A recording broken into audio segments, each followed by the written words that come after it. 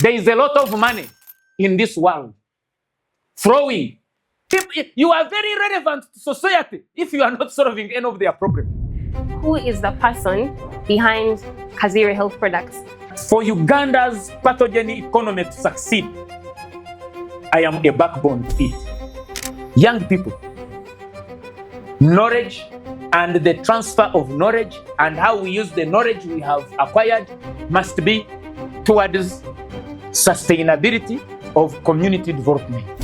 So I'm wondering, is there UNBS or NDA at that point? Are they chasing you around? My first day in the NDA boardroom, I was called in as a criminal. Set your SOPs, follow the standards, so that when they chase you, when they catch you, you are able to put out your science and you are set free. But even as you speak, the passion in the room is overwhelming.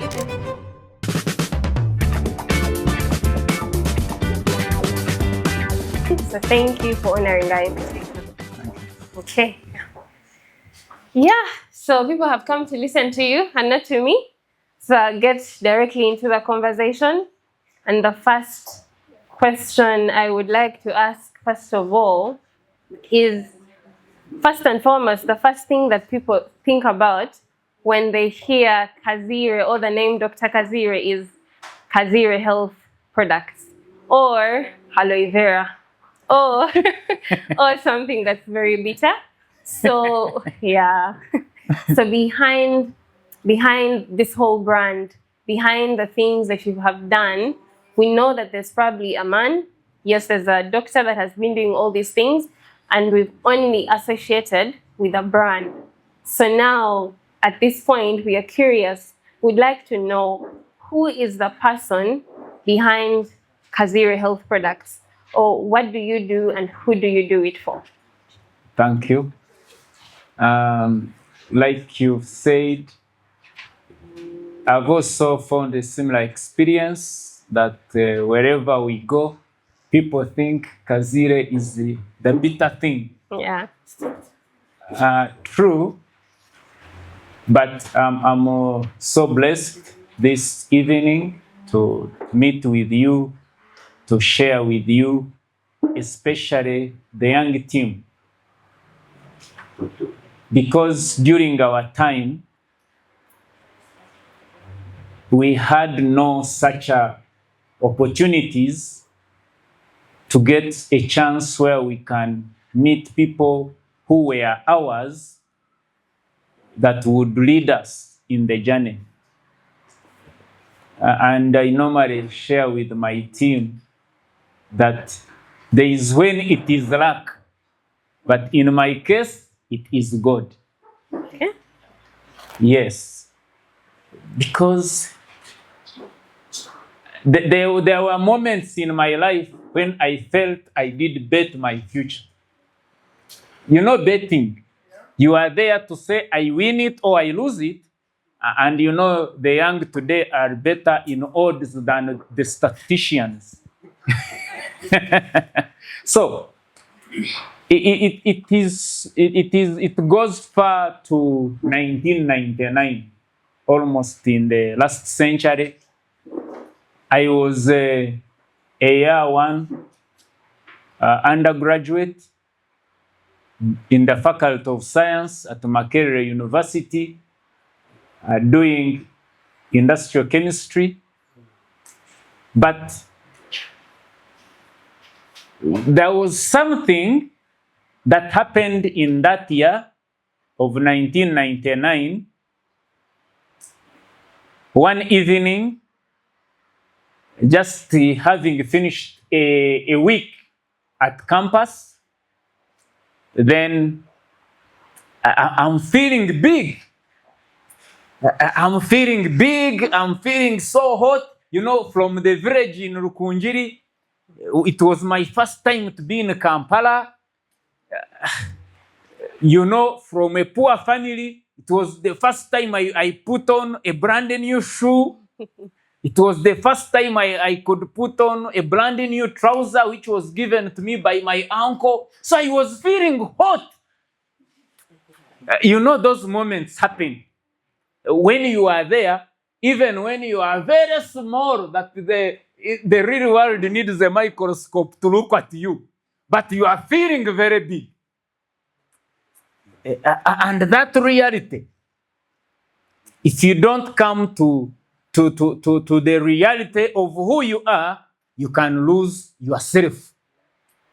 So that evening, it was actually my first time to even sleep in a storied building. I was sleeping in Lumumba Hall at level 4 in room 14, C414. And every time I like to be at the balcony and for the world to feel me that I am sleeping in a storied building now from a burnt house in my village. You can imagine all those transformations, all those are changes that happen in our life, day after time. And in the middle of such a situations, the decisions you make can determine who you are to become. Now, in school, at campus, I was forced to even read what was outside my course. So practically, my formation began 1 year at campus. While many people think that it is after campus that they will be formed into what they want to become, it is sometimes already too late. Some of you young people here, you are saying, when I marry, then I will think about my life. You are wasting time. Think about it today. This is the time for you to know who you want to be and begin working on it. And let me tell you, that business of saying it is chance, it is luck, no. It must be a mixture of intended decisions that you create upon yourself personally. So this you must take note of it. And that determined why I was a student pursuing sciences in the Faculty of Science, but I would be in botany because I wanted to understand plants. In my second year in the university, I had made a decision. I don't want to be employed. When I leave as a scientist, I will go to create jobs. And my dream was in natural therapeutics because I was being inspired by my lecturer by then, Dr. Grace Nambatia. She heads the Natural Chemotherapeutics Research Institute now in Ministry of Health there at Wandegea. So she used to, when she's teaching, someone is talking about molecules, but it's like she's in the middle of the plant. Interest. You must be interested in what you do. Not like today when you see a person is doing something and it's like a punishment to that person. So the lady would enjoy what she would be talking about and teaching, that I finally became her convert unknowingly. I became her follower. And that's how I got interest into natural therapeutics. And I began my journey of seeking this knowledge. Now, here was a challenge. The journey I was taking was a journey which was being regulated by the Witchcraft Act. Yes, it is only in 2019, after COVID hitting the world, and the World Health Organization came out to say, yes, we agree, people who are doing research on natural products, they are also doing, on natural medicines, are also doing research in medicine. And they were able to say, let scientists put out standards for herbal drugs. Then that's how Uganda, we were lucky as a country that the government came in quickly and signed on the traditional medicine and complementary medicine bill, that which was by 1957, what was put as witchcraft here, any research, any use, any practice of natural medicine was regarded to be witchcraft because it was only being governed by the Witchcraft Act. So, you can imagine from 1999 to 2019, how many years?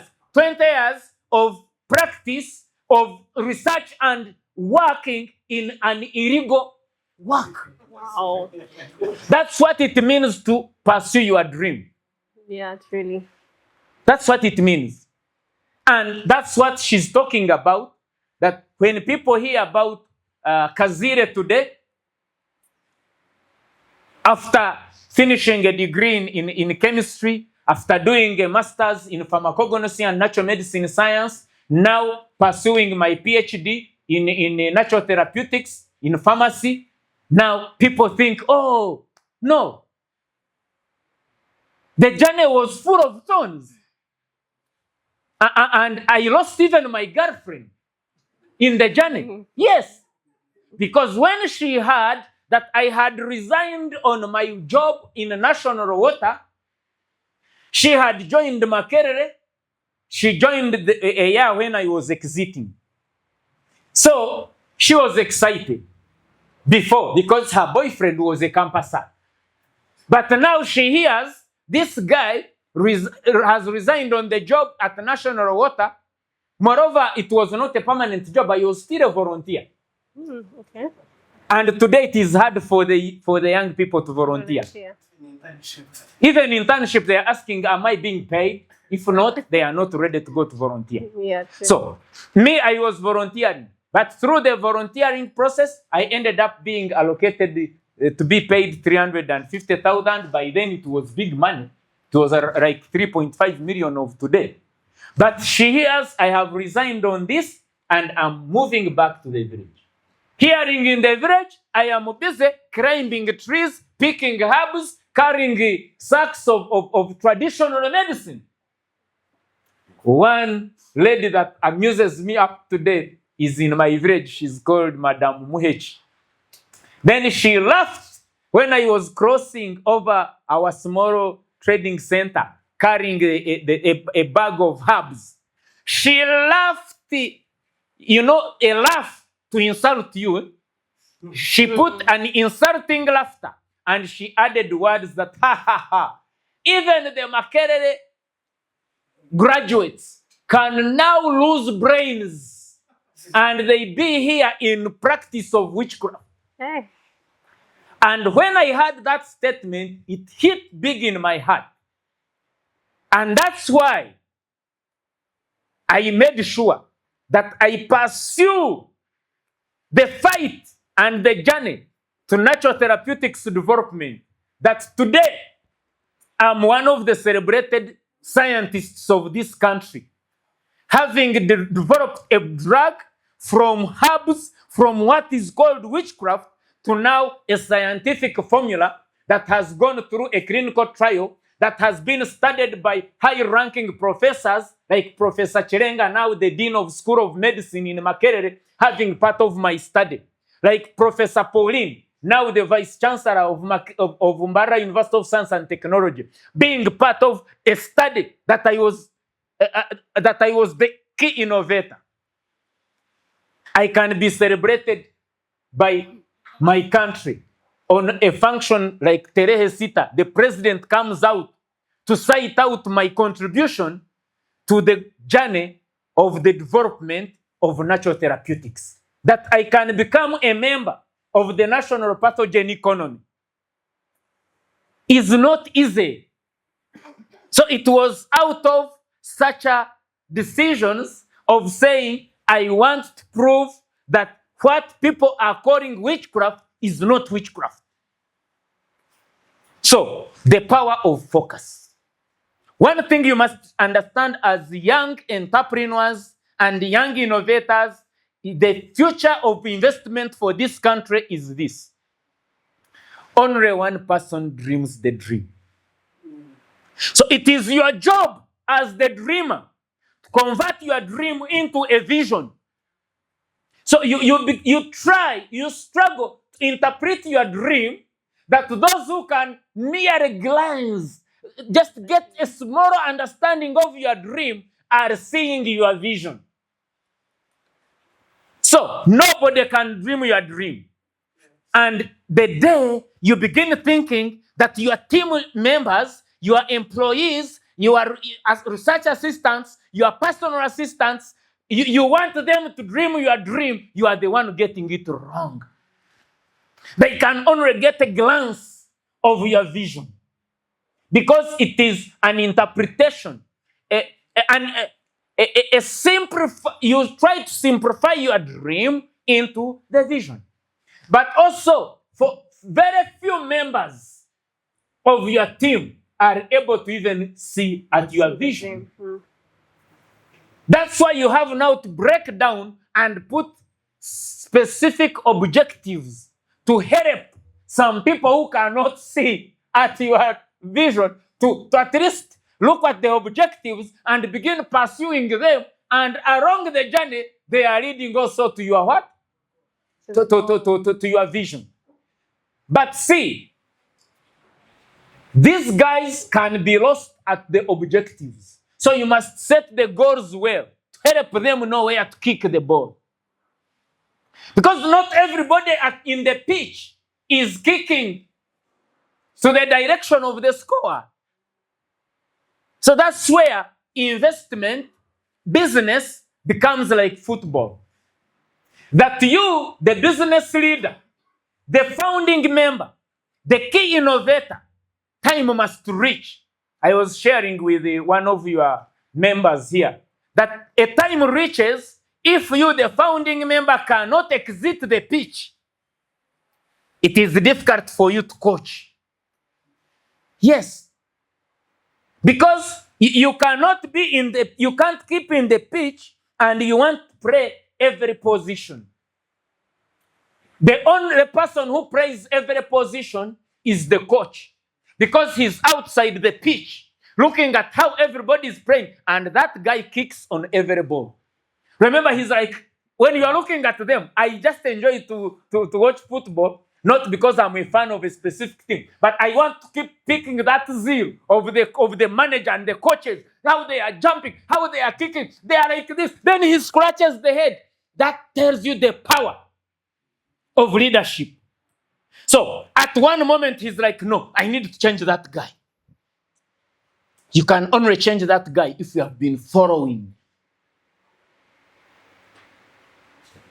So, and that is the moment when you must keep building your team and understand your team members. It is very hard to grow a business and keep a successful entrepreneur if you cannot learn your team members. You must know who is very fast so that he's going to the striking position. Who has a good target, he's in the striking position. Who is strong that he can defend well, he becomes a defender. Who can jump well and hack the ball, he's in the goal. So, but the day you begin expecting that your striker should have the skills of even a goalkeeper, you are messing up. It is not possible. So understand your team members. Nobody is 100 good on anything 100%. No. You will not find that in any person. Maybe if that person is a ghost. But if he's a true human being, that person is where he will be slow, there is where he's fast, there is where he's bad, there is where he's good. And your duty as a team leader, as an entrepreneur, as a business manager, is to magnify and amplify the goodness of this person, that their bad becomes minimal and negligible to impact his performance. That is one task of the business leader that you must do. Then, once you have built all this, then you end up as a business founder. You end up having nothing to do in the day-to-day management of the business. Remember how it started? When I get to the village, I lose my girlfriend. One morning, I kept my routine. There are things you must keep a routine in your life.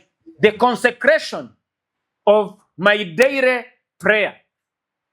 A consecration is a tradition you have put in your life that impacts your spiritual, mental, and physical performance. So when I went to church, from the church, I had to do slight meditation. And many people have lost their dreams because they thought they were simply dreaming.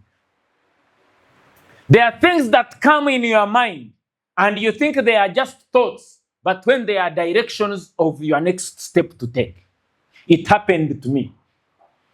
So while I was seated there, I was looking at one of the eucalyptus trees in my compound. Now, when you look at a tree, this is where now the power of focus becomes very fundamental. You look at a tree, one can look at timber. Another one is looking at firewood. Yeah. Another one is looking at marraches.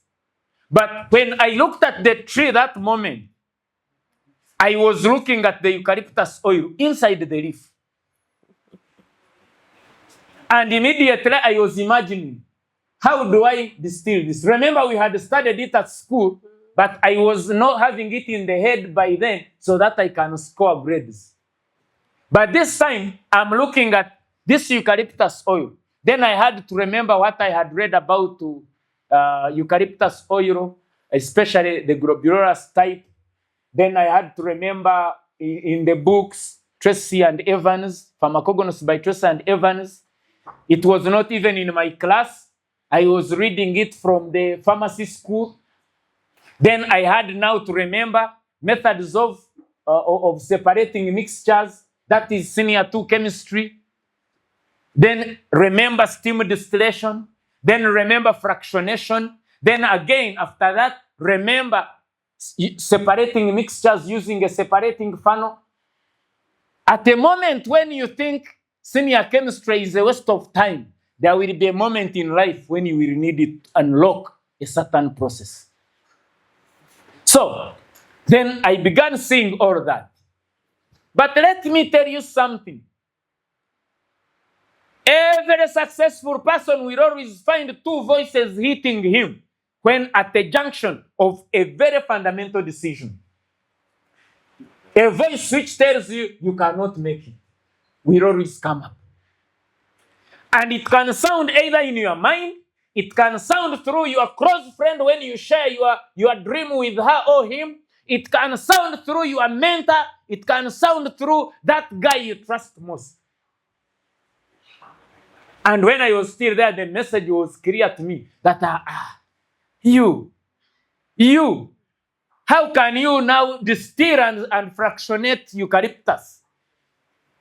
You need expensive equipment. You are just here very poor. The only money I had in my pocket was 20,000. When God sees you are being confused most, He will cause situations to speak to you. So a situation speaks to me that I now see a local person who passed with a bicycle, tying on a drum and a pipe, a copper pipe, going to the river to do local distillation of waraji. And instantly, now, another voice was very rapid to me, asking me, you can see that. How many degrees does he have? He's going to distill waraji. Why can't you take the same equipment, same processes? For you are thinking about where will you get the heat exchangers for cooling systems. But the guy is going on a running river. As the river runs, it will run with the heat. It's a natural heat exchanger. It will pick the heat from the coil naturally. And I got up instantly. The next minute, I was already carrying the sack going to pick eucalyptus leaves. After picking them, I called my grandfather. He's still there, called Mujeni. He's a brother to my grandmother. I called him and asked him, how do they get these drums for renting? Some investors in this house want to own everything to use in business. The man I had could not let me own a drum. So I had to think of which way to go. So the best way to go was to hire a drum. You people, if you want to use a laboratory, you don't need to own it. If you have to go to government chemist and negotiate how much they will test your sample, go and negotiate it. If you have to go and partner with the university and negotiate how much they will let you use their labs, go negotiate it. If you have to find established companies which have production lines and you have to agree on how much they can allow to produce for you for the meantime, and as long as the formula of making money is your input and your output. When you get your cost, your cost of selling, you deduct it from how much you are selling your product. Do you stay with the profit? Yes, you are making money. And the job of an entrepreneur is to make money. Simple. Is not to own everything in the process. That's what has killed Africans. Go to, I'm a student of the Kaizen systems, the Toyota systems of work. Toyota does not produce everything you see on the vehicles he produces. Yeah. He has other contractors, other small-scale manufacturers who produce some parts he requires. Even us at Kazire, we don't grow every herb that we use. We don't grow every fruit that we use. We have support of other people. You cannot grow in an isolated form. It's impossible. If you are in this house and you want to collect all the money in your value chain, you are going to die frustrated. You must allow other people to be part of your value chain. For growth to happen, let me tell you, for even God to be challenged and to feel that I need to protect this man, I need to protect this man's business, I need to bless this man's business, he must look at how many of his children are depending on what you are doing. But if you want to be very selfish, you will die poor. So you must agree to that you must share what God has put on your hands. I have seen people, when I was doing research, who refused to even share their intellectual knowledge. By then, they even refused to franchise with you, and they die finally with their knowledge. Their families are in total poverty now. But those who allowed, you would agree with someone that when I share on this knowledge, I will pay this initial money, maybe 1 million, by then was a lot of money, and you would agree that on every, you will keep selling me the herbs, but when I know how they work and what they do, and up to now, even when some are dead, their families are still part of our supply chain. We have made them to reach a level where they grow these plant materials. We have told them make big gardens. They are moving on. One is in Arua. The father died, but the daughter, up to now, she's my supplier. She supplies to me materials about 70 million every month. But she has a chain of other farmers there in Arua whom I have never seen. But they are benefiting to the knowledge of a certain Munyankore from Mbarara, even when they are from West Nile. So when you allow yourself to be used, to use your knowledge for the conversion of others, you begin changing lives which you even don't know. And that's what makes you a responsible person in society and in community. I know of professors up to date who have done good research. They are still hiding it, looking for big people who will buy it millions of dollars. They don't want to even put it to practice. And soon, the cockroaches are enjoying it.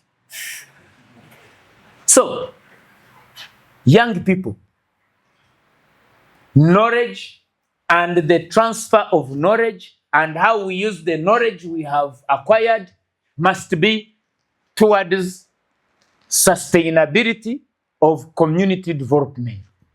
We must sustain how communities should grow. So, from all that journey, which sounds confusing with a lot of ups and downs, I was able that evening to distill. I went hired a drum, and I was able using I used 500 shillings to hire a drum. That evening, I was able to distill the first liter of eucalyptus oil, and my first product, knockoff, from which has grown through a series of modifications to come into medicine. The first use of honey as a media in a pharmaceutical formulation was from that time. And the first honey I used was borrowed. I borrowed honey from a mzee called Nkuna. He's left, may his soul rest in eternal peace. He trusted me. See, when we talk about capital, we are not talking about paper. What is that social capital that your family has built for you or you have built for yourself, that society trusts that they can give you their supplies on credit and that you will pay back? Or you are one of those people, when a chicken would be lost on the village, you were the first suspect. So who will lend you their materials on credit? Nobody. Maybe, Doctor, just to interrupt you a bit, that's a very, very powerful story. But I'm imagining you at a point where you're trying to manufacture herbs, and probably the mothers in this same village that are manufacturing these same herbs, and now you're coming with a product, you're putting it in a bottle, you're probably packaging it very well, but you are as if in an untapped potential and market.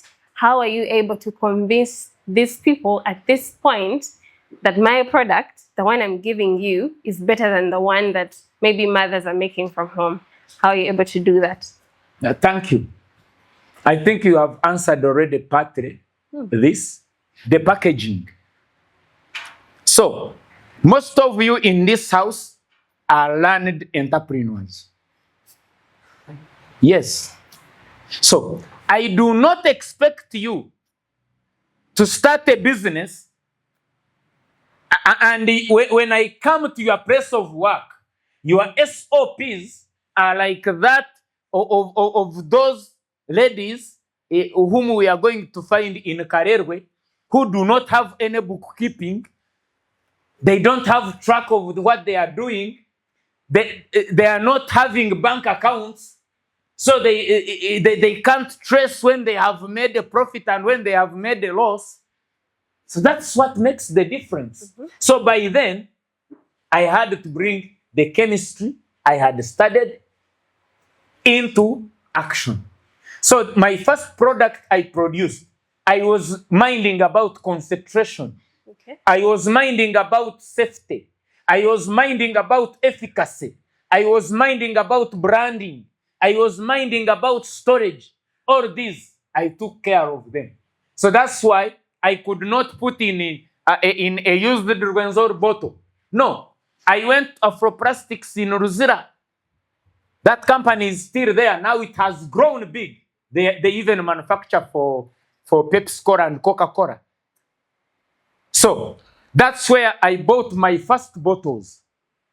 They were new with their clean caps. So when I locked them, the seal was still on. So the presentation was different. Now see, there is when you enter a home. You see this water, I can feel comfortable to take.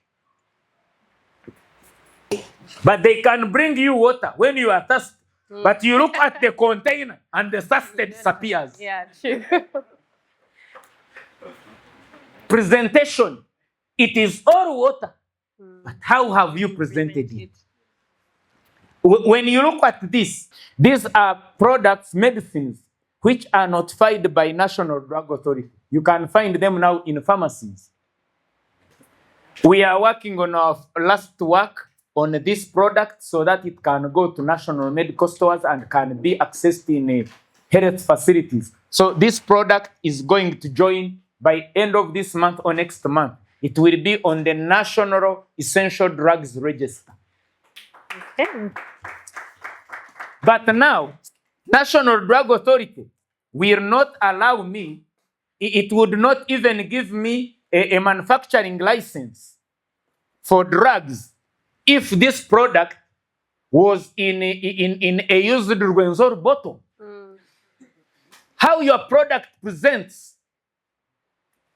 So when you find this product on the shelf and you find Zekaf, a product imported from India, they are in the same class of branding. So that helps any person trust the product. So that was what broke the seal. So, but remember, you must be in their association. Okay. So the day you take your graduate pride into the field, you will lose the game. Note that on some days, I would be forced to put on a torn trouser so that when I visit that old woman in the village, she feels comfortable. Yeah. I sit on the ground with her. I have to make sure if I want knowledge from this old woman, I put on torn clothes. I even go carry water for her. So I must tell my degree to first settle and cool down. Some moments in your journey, you will tell your degree, your master's, your PhD to first settle down to let you pass. Then, I had to agree and go to the marketplace. The first sale, I made it in Kelson Village Market. I was also there talking. Today, I sell in a pharmacy. But then, 25 years ago, I think that was in 2003 when I was in Kelson Market. That's about more than 20 years ago, 22 years ago. I was busy selling in the village market. But today, I'm selling in a pharmacy. In the leading pharmacies like Eco Pharmacies, Wilbert Pharmacies here in Kampala, multiple pharmacies. That's what I'm saying. So, some behaviors in your life must decay. The pride must decay. The theft must decay. The lies, talking of lies, must decay. The laziness must decay. And stay down. And the honest, the keeping of time, the hard work, continuous reading, continuous studying, continuous improvement, working without being tired, the desire to have it better for your consumers must grow higher. So at this point, sorry to interrupt again, but at this point, I see now this looks very beautiful. They can now go in the pharmacy and then also those. So I'm wondering, is there UNBS or NDA at that point when you're selling the herbal product? Are they chasing you around? How are you managing? How are you navigating this? Thank you. Those phases in life happen. They happen. When NDA is chasing you. Actually, my first day in the NDA boardroom, I was called in as a criminal because I was on a call, a letter that was calling me to come and explain how do I say I can treat COVID. Yes, it was in 2020. Yeah, it was in 2020. They called me. Good enough, when they called me, I came with the team of my scientists. One was a PhD fellow. I was a master's fellow. with my other master's student whom I was working together on this product in the labs. Remember, the president had opened labs for scientists to keep researching. And I knew the product was working. So I was not panicking to come there. So they called me in. Then when I sat, the beauty with science, it's not like politics. There is no fiction there. Yeah. So I began explaining what I had done, all my preclinical studies, how I had done them. And immediately they requested for a sample. They sent it to Uganda Virus Research Institute. They put COVID, they put the product, COVID died. And now the next was, no, we want to be sure. What if he's killing the COVID and he's also killing the body cells? I said, no, you do cytotoxicity studies. You can do it. Put now blood sample with the body cells, with COVID there, and put the product. Because I knew I had put in plants for immune boosting. So I knew they would not allow the body cells to die off. They did that. It also passed. So that's how they were saying, okay, now we can see you are doing some science. But now you have to take this to the scientists of the government in Mulago. There is a team of scientists under an arm which was put by the president under STI, the Secretariat for Science and Technology and Innovation, which was then the Ministry for Science, Technology and Innovation. So I had to put the product there. Then they had to put a team of professors. They worked on it. They gave it to patients. And it worked. So science, you don't need to panic. So that's why it is very important. Set your SOPs. Follow the standards. So that when they chase you, when they catch you, you are able to put out your science and you are set free. A moment happened. I think it was in it's like 2 years ago. So that is 2023. When they said they are putting a local exercise duty on all alcoholic beverages. Some people came, they came to our factory and they said, we are putting a LED on this product. Then I asked, do you really need to be a professor in chemistry to know that there is no Kazire product which you take and get drunk? But these guys were stubborn. And I said, no, I will not pay that tax because this is a natural product. And by law, I know that I am having more than 30% of the natural content which is from Uganda, which is from the communities. And I said, until when your scientific team of Uganda Revenue Authority comes on ground, and I proved to them the science, and I was glad. The Commissioner General sent me the scientists, they came. And we went through the process, one by one. We would go to the cold rooms, pick this material, extract it, they weigh, they record, and we did all that. Then after the finished product, I also said, we determine the concentration by picking 100 mils, we evaporate, and we weigh the residue. And they did it. And they confirmed my product was standing even beyond the percentages they had said. Actually, like for VIT and Power Tonic, they are even more than 40.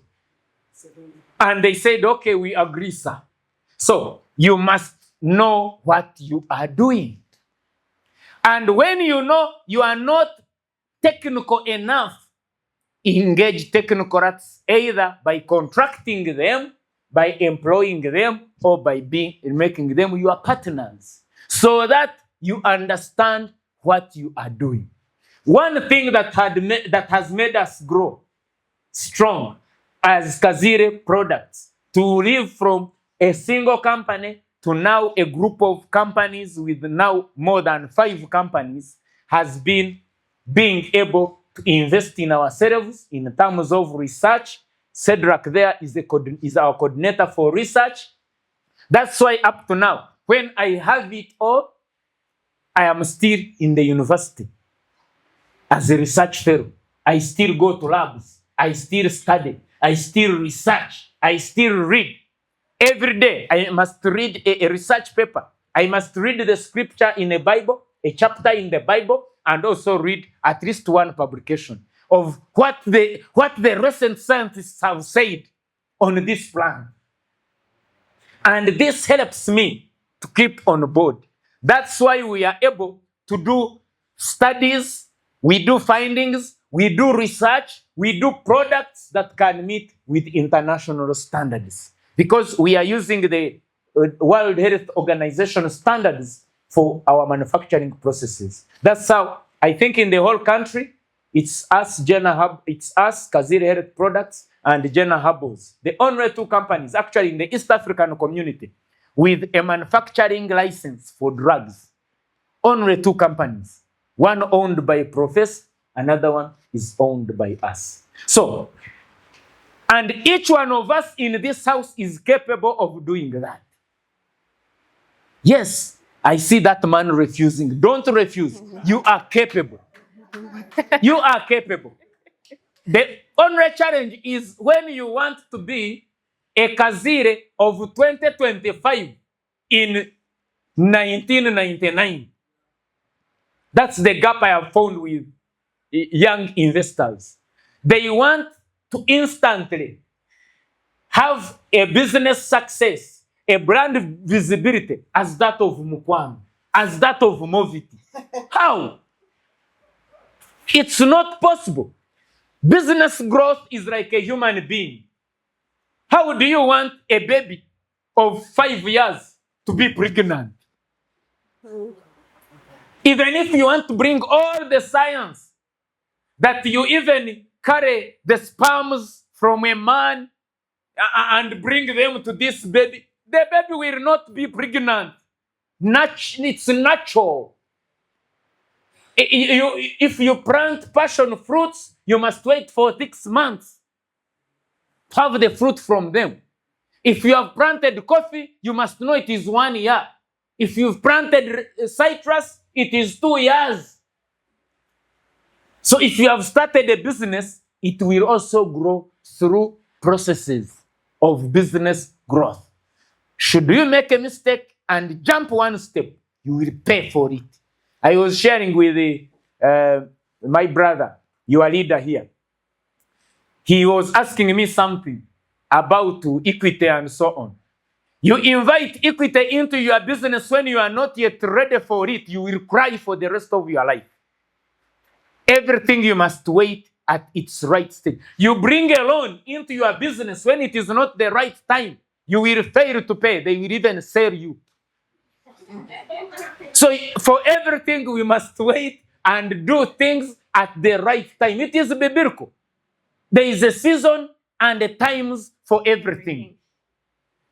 You are dealing in beverages. You are packing juice. You want to make sales, big sales in a rainy season, when people are busy taking chai. This you must understand.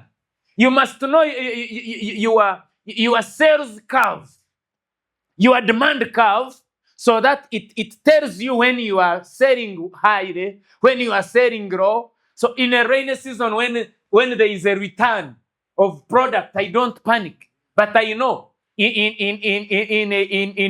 June, July, we will be topping up even orders. So you must understand the life cycle of your business throughout the year.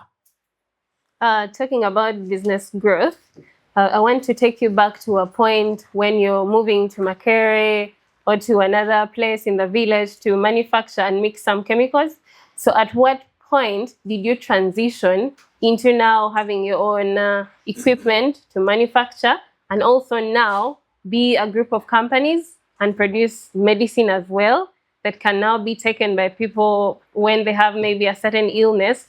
So what are some of those things that led you to transition? Because I'm thinking maybe it's taking a year and you're still, maybe the profit is not as much, but how do you transition into Kazire group of companies finally? Thank you so much. The time you take I want to say is novel. It's not standard. So it is specialized to the nature of business, also to your strategies that you apply. But also the gap. You must measure the gap of the need of what you are handling. People are not interested in the product. People are interested in the solution. Who is looking for Covidex today? But there was a moment when they would even see you, even if you just put on a t-shirt Covidex, they would run after you. It is important to learn that. Today, why am I investing in Arsaton?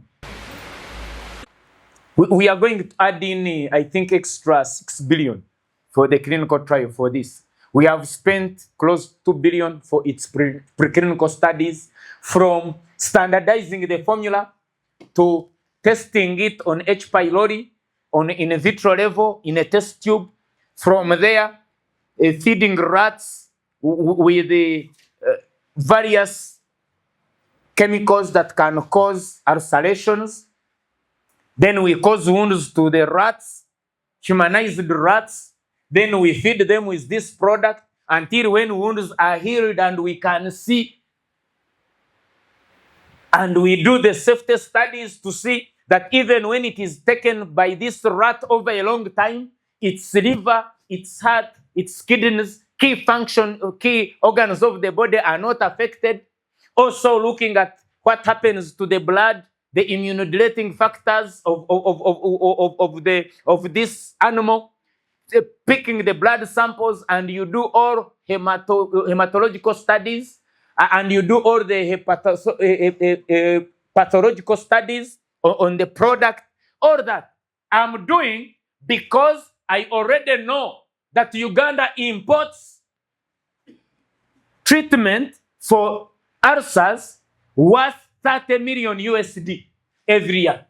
I know, I have data. So that is checking the gap.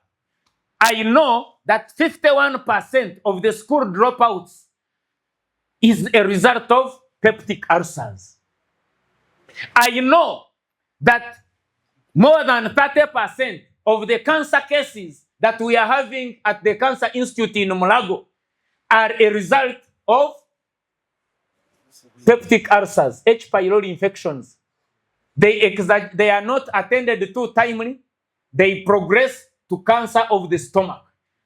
I know. So I know the solution I'm working on and how much the people are in need of it, how much money is in that problem. You must know. And when you know how much money is engaged in that problem, then even when you are doing the solution, you know how much you are capable. You are willing to invest there because you know you will recover your money. So the journey and the how long and the how much is dependent on the solution you are attending to and the gap. But for my case, by then, there was no single scientist who was practicing natural medicine by then. Even those who were in that practice, who were professionals like Dr. Sekaja, up to now, he has just concluded his PhD in spiritualism. He still believes that, yes, herbal medicine works, but he still believes the judges are important. Yes, he's my friend. That's why I can say it on the camera, and I know he will listen to it any day, and he will not be insulted because he's my friend. I have been to Buyija at one of his shrines to look at how spiritualism works, and that made me strong in my spirit because I have met small small gods cry on the foot of Jesus. So, I know. So there was a gap that by then, whoever failed, for example, by then, people believed there is no cure for peptic ulcer disease. Even in school, they were still teaching it. But today we are saying no, the cure is there. Because Arsaton has antibiotic properties, it can kill H. pylori, and it also has extracts from cabbage and the hibiscus subdarifa. It has anti-inflammatory properties, so it can heal the wounds.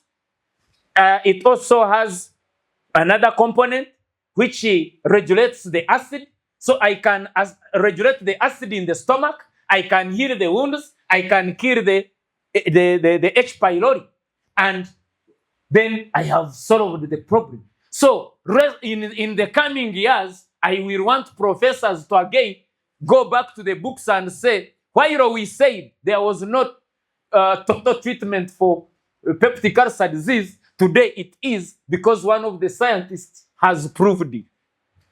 So those gaps in the communities in form of problems is what are opportunities for the investors, for the entrepreneurs, thinking about those solutions. Now I want you to imagine, today, who of you in this room can finish a day without internet? Raise your hand, I see you. Without internet. In a day. And you will feel normal. The normal part aside. You will feel, and I want when you don't have internet and you are feeling normal and you can take it on for the next day. Tell me which bank can operate. Tell me which government institutions, these key ones like URA, can it work without internet for a day? No. Will you pay the tax? No. Will you withdraw your money? So, see, but internet was there, was created at the beginning of creation. But because there was nobody who had discovered internet, we thought internet was not there. But internet was there. And when it was discovered, many people were only knowing it for emails, for what? They never knew it would also be used in what do we call now this technology of money, where we are transferring money using technology. It is called what? Fintech? Fintech. Yeah. It's big business today. Who knew you would use the internet to call an Uber here? Who knew? So, as problems kept on increasing, people who thought of how do I get a taxi without going to stand on the road for long, then other guys were thinking, how do I do an app to solve that? So let me tell you, there is a lot of money in this world flowing, but you must have a switch to put it on. So, Doctor, thank you very much. That is very powerful. Maybe to inquire more, because it's almost over 20 years now. Yes. And you've been doing this for a while. But even as you speak, the passion in the room is overwhelming. Even as I listen to you, I'm like, how is this man able to be motivated from the time the business has started up to this time? Surely, you must have had a co-founder, or you must have had a certain kind of support system around you. Yes. Because one of the most important aspects of a business is probably the team you work with or your co-founder. So if you could share briefly about how you've been able to manage all the motions of going through a business and not even changing your mind, or did you at some point change your mind? Thank you. One key thing is family. The family gives great support at the start of every business. And it was so important for me. I've been a student of the Indian business infrastructure and how they keep their businesses. I have found family is very important. Then, but I observed something. For example, in the whole group of 5 companies, I own them with my wife. She's the director of finance. Then, when I discovered I was a poor finance manager, I quickly left being a managing director. So she's the managing director. She's in charge of finance and day-to-day operations. And I quickly left to be a director for research and continuous development. So my job is to know. I work with that gentleman, Cedric. Cedric, his job is to go and know what the community is suffering from. And he reports to me. Then my job is to see, how do I solve this? Because I know, let me tell you, you cannot make money if you are not solving any problem. People, you are very relevant to society if you are not solving any of their problems. See, you see this aloe vera, Kazire aloe vera. Everybody who drinks it, by the time he finishes sipping, he's like, he's abusing me internally. This thing is too sour. This man also. Yes, you will abuse me, but in the next 5 minutes, your stomach will settle. In the next 1 hour, your temperature will go down. In your next 1 hour, your blood sugar will get to normalize. Even when it is too sour, you have no option because it is a solution.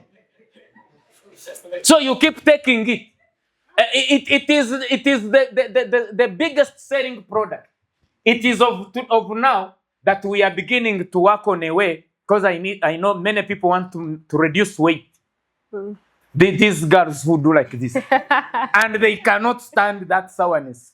So I'm trying to capsulate it.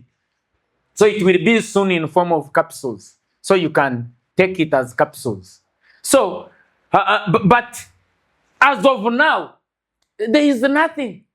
So because it is a solution, they don't take Kazire aloe vera because of its appearance, its flavor, its packaging. No, it is a referral. Someone tells you, hey, if you are like that, you have to look for that thing. And someone is like, I hear it is sour. Then someone tells you, it's very sour actually. The person assures you on your fear. But you still go for it because it is solving the problem. It is one of the products that gives instant relief. I think it is followed by Power Tonic. Because Power Tonic, if you take it now, by the time you reach home, your body temperature has changed. By morning, your wife knows you took something.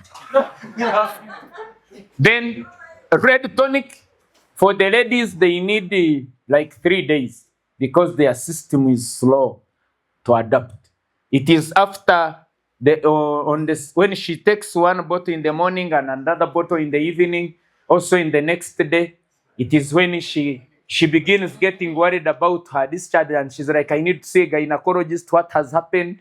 And in the 3rd day, the husband is asking her, Madam, what are you eating these days? Keep eating that one. Then, in action follows this, because this one is, we use it to restore appetite and sight. Children who are having sight problems. This one, the orange. So that's why even now, you need to know your customer. It's a very fundamental thing. So when I knew my customers for this are children, so I had to work very hard and make sure it is sweet. So my sweet friends, the children, they take this orange. It is with orange, pineapples. Then it has also some tea, but little managed tea to help me do the cleansing. Then it also has banana for sweetening it up. Then with a few herbs to arrest the epileptic condition which normally disturbs the children. And that's why people who keep taking it, their mental sharpness goes up a bit. So I did it intentionally. So, but I made sure the other parts of the product which make it sweet are more compared to the what would cause it sour. But I made sure they are in the right concentrations to cause the healing which I want it to put to this child who uses it. So all those are key things you must think about. So today, if you have innovated a product and you find that there is no moment when you yourself can be in need of it, then you need a very strong budget for marketing. Very strong budget for marketing. Because personally, I'm a user of these products, but I know what aloe vera can mean. I cannot go on any foreign trip without going with it. I know I will pay the price when I reach there. So I go with it. So it is very important to know the problem you are solving and in which group. Now, when you know the group, then you know even how to price. You will know how to price. And when you know how to price, then you will know how to calculate your costs of production so that you don't make a loss. So all these are very key. Today, people claim Kazire products are expensive. And we did a research and we found that in the whole of Africa, that is the most expensive product. Because in Kinshasa, it goes for $10, one bottle. Here, even milk at $2.50 is around 2,000. And in some supermarkets, they sell this at 2,000. So I found it was true. But I tried to work on the costs. I did the process material balance and failed. And I could not compromise on the inputs and on the quality. So I had to leave it there. Because I still needed it to perform its function. So all these must be thought about properly in your journey. But what must be key? Maintain regulatory observance. Must observe what the law is saying. Know who is your regulator in your business. I know I'm regulated by National Drug Authority in pharmaceutical. I'm regulated by Uganda National Bureau of Standards in health products, but I'm also regulated by the scientific division of Uganda Revenue Authority to keep monitoring my concentrations that they qualify these to be health products so that they can be exempted from certain forms of taxes. Today, if you are producing waraji because you have seen over which company is selling waraji, you will be surprised by how much tax you will be slapped. You find the tax you have to pay before you can pay even the wages and the bills is more than what you need to break even. So you must also know the tariffs. Which taxes do you pay? And get guidance about them. Than rushing into production, and by the time you realize the tax tariffs that are on, for example, me, I only pay value added tax. So I don't pay local exercise duty, although I put this stamp as a confirmation that this product is being monitored by the scientific division of Uganda Revenue Authority to qualify for that. I must comply and have a digital stamp on. So you will see this product and you look at my pricing and you use the same pricing.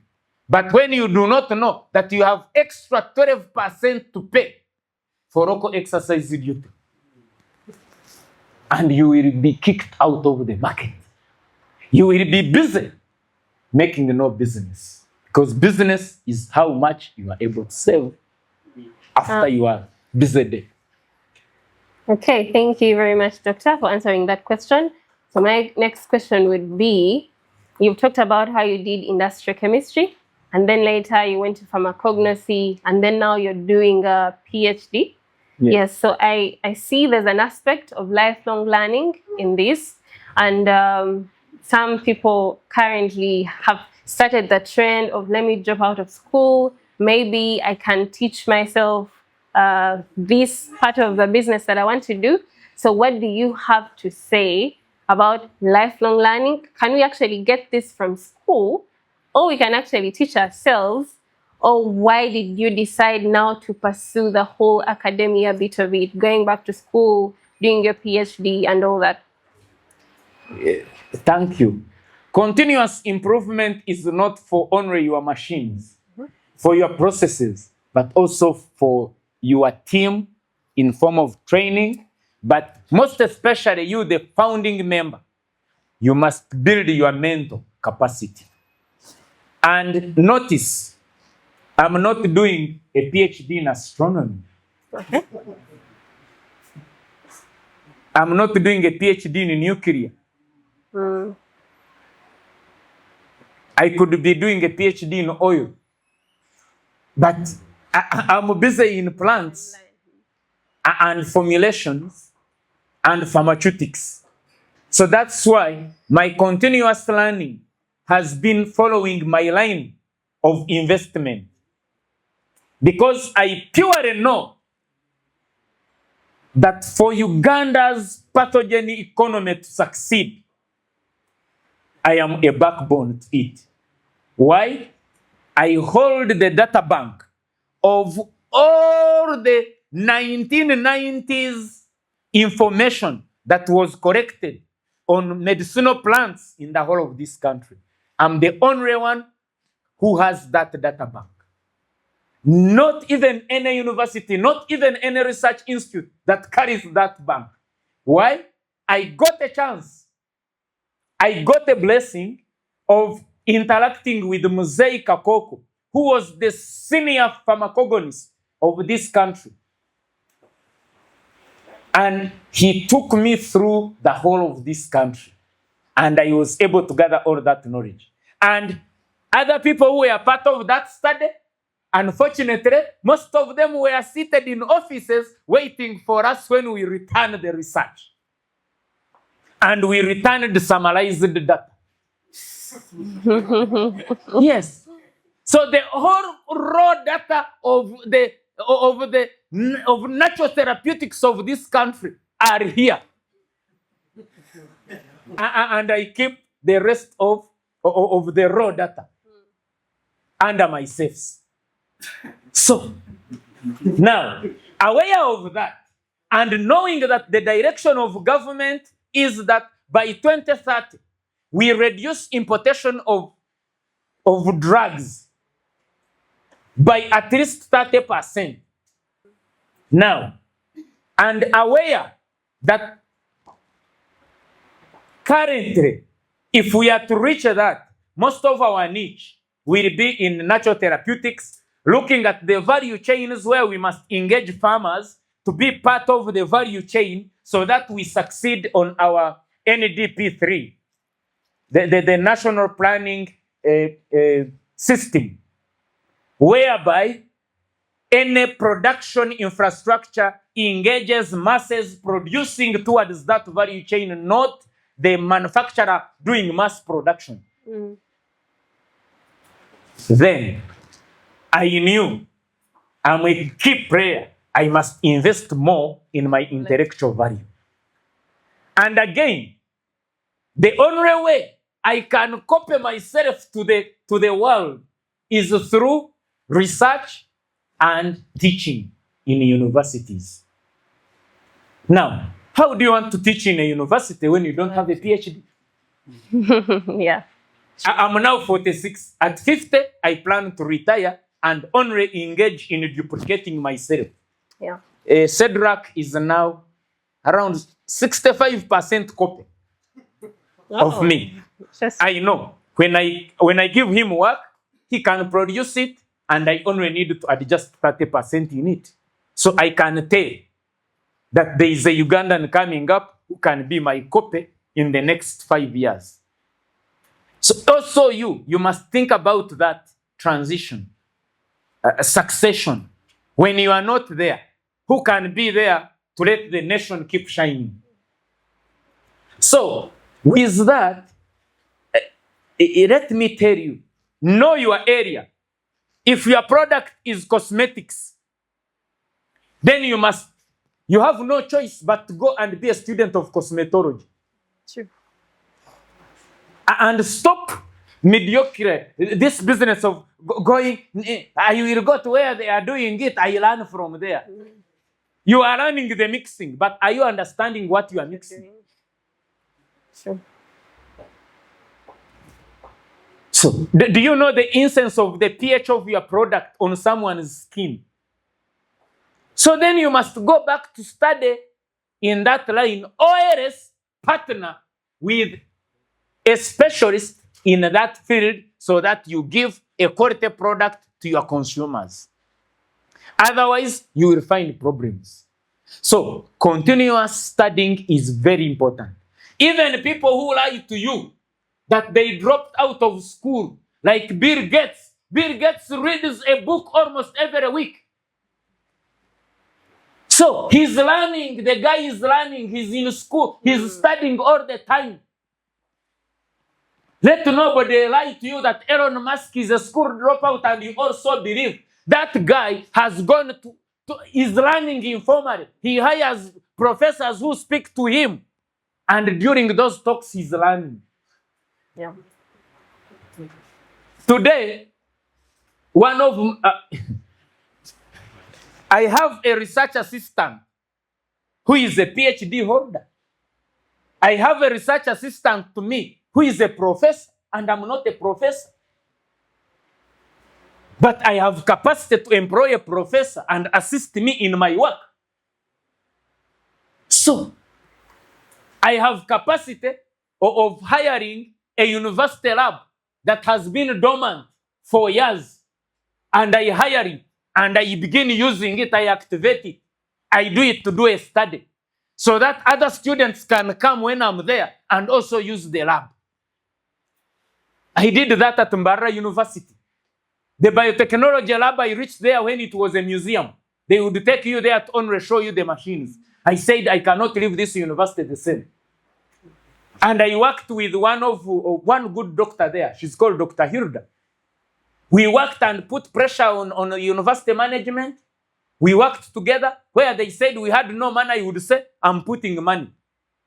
And I was able to do a study there where I could extract just a molecule from a plant leaf and bring it and put it in a lab. I give it all the environment and conditions it requires, and I was able to produce molecules for treating cancer. Oh, interesting. And now I'm working out to establish, I think it will be the most serious cancer research lab on this continent. We are going to put it in Mbarara. We have secured 50 acres of land where we want to build it. Okay. So, but this, its initiation has been in a small government university, in a remote village, in just a young city of Mbarara. But because I've been able to expose my brain to international researchers, to international papers, I publish with the international publishers. So this gives us a chance as a country, a young country, to find that it has participants and players in specific fields, like in the field of natural therapeutics, where we will stand out as giants globally. And this, you said that I still move on with zeal and energy, because I have not brought Uganda to where I want it to be seen. Okay. There is what Uganda has that no part of the world has.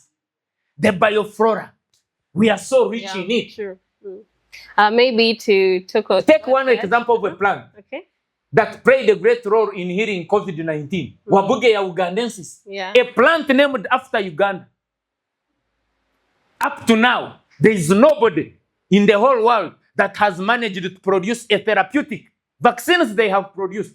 But a medicine that you expose it to a COVID patient and the patient heals, that you put COVID in an in vitro experiment, then you kill the virus. Nobody. But Uganda has made it. With its own Ugandan. So don't see where you are seated and you think you are small. No. You are big enough to study enough, to act enough, and cause a transformation in a specific sector at an international level. And Uganda will be at another level in a ranking in a specific fields. What would you talk about the future of natural chemotherapeutics? For example, people who would like to ideate. I've seen you're very passionate about herbal medicine. What do you foresee in the next 5 to 10 years? Thank you. You see, in 1999, my issue was, is herbal medicine or witchcraft? Now, my interaction with most of these traditional medicine practitioners confirmed to me that natural medicine was medicine, but these guys lacked the scientific interpretation of certain things.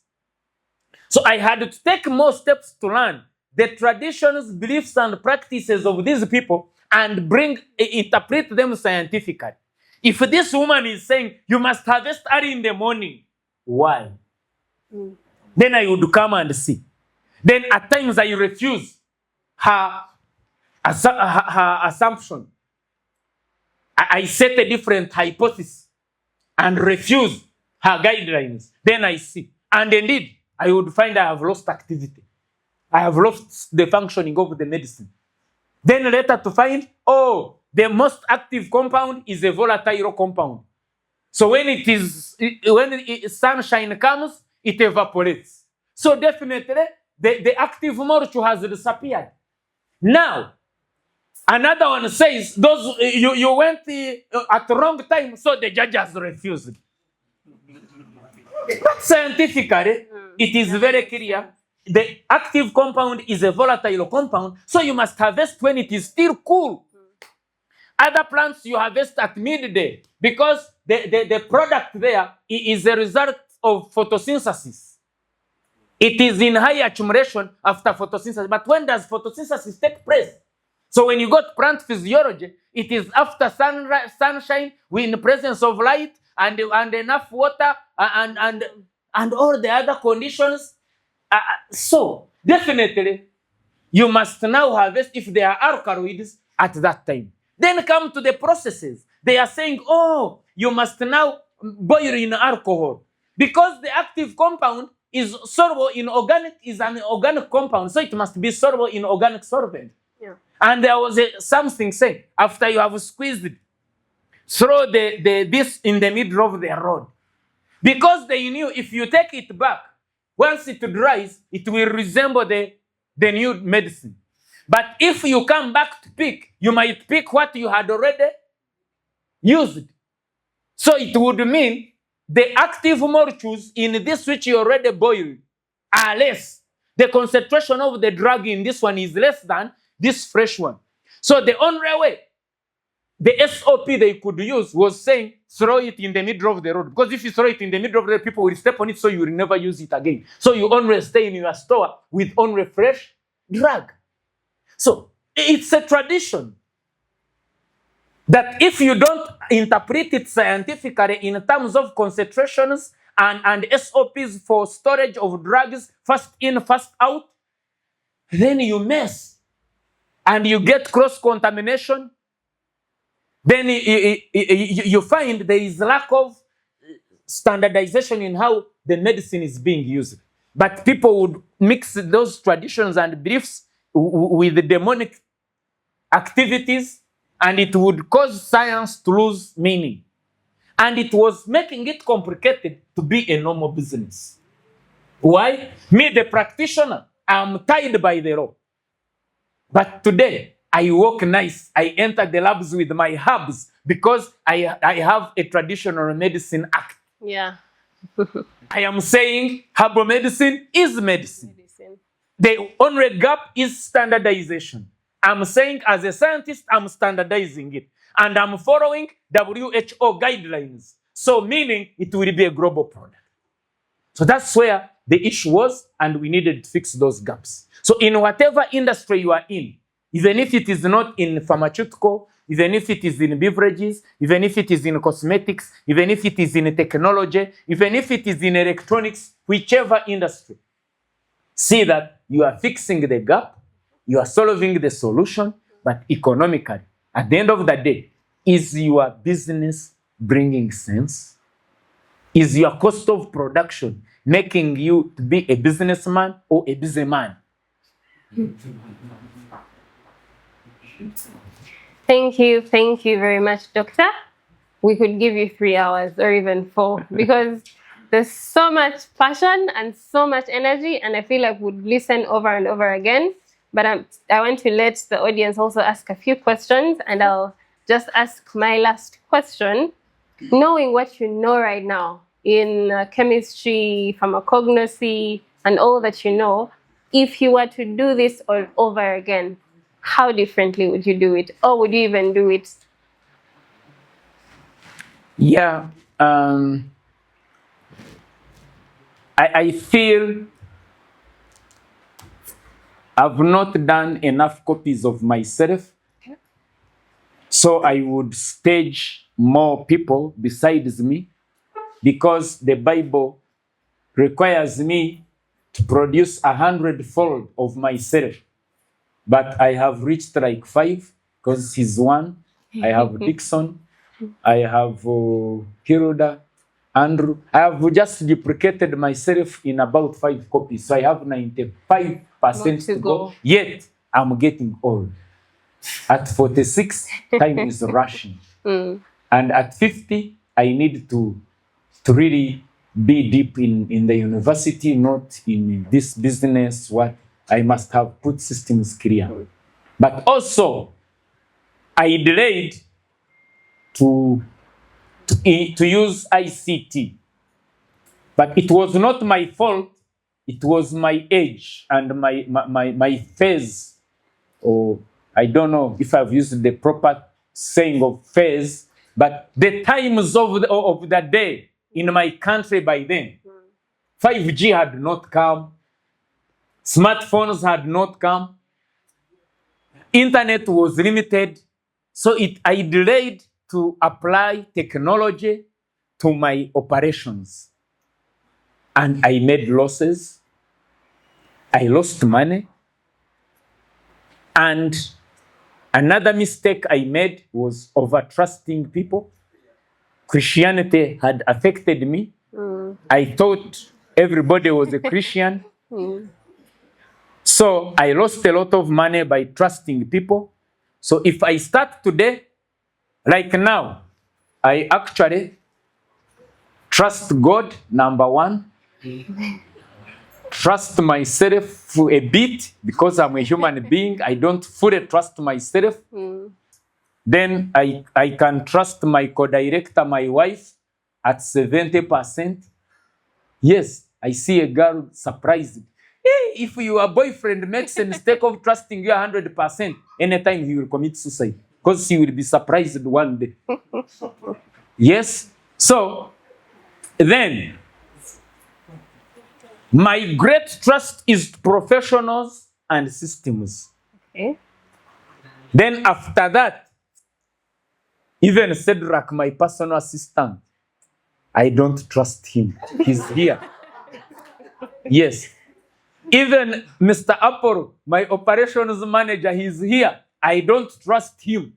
I can trust his report after verifying it with the technology team, that what he has reported, the computers are also telling me is true. Then I say, oh, Apollo is a good man now.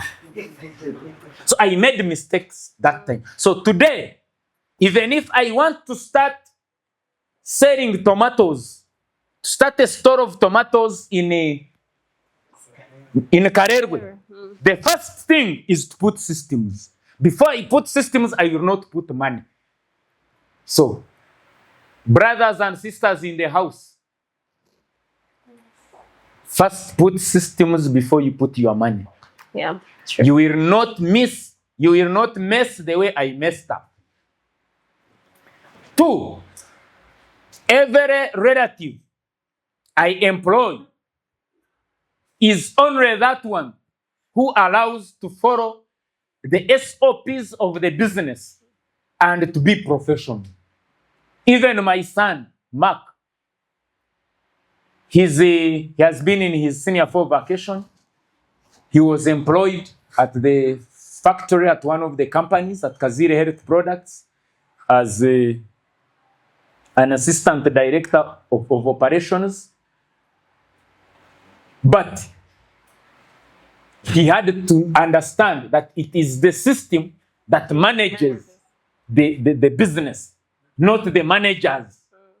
Managers make the system operate, but managers are also managed by the system. So the day the manager wants to violate the system, he's actually signing his firing letter.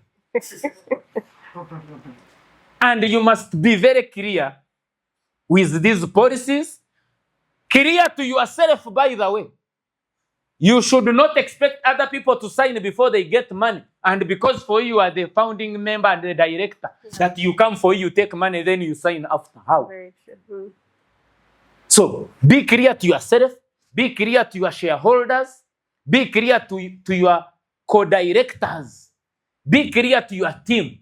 Then, when they understand what you need to be done, they will be able to support you, get to your dreams, score all your goals. But all this must not be personal, but for the glory of God and for the service of the nation. And with that, God will bless you, the nation will support you, the community and people will protect you, and you will definitely succeed. Wow, a round of applause. Thank you very much, Doctor. So clarity on systems and structures and how you're managing your business. Thank you once again.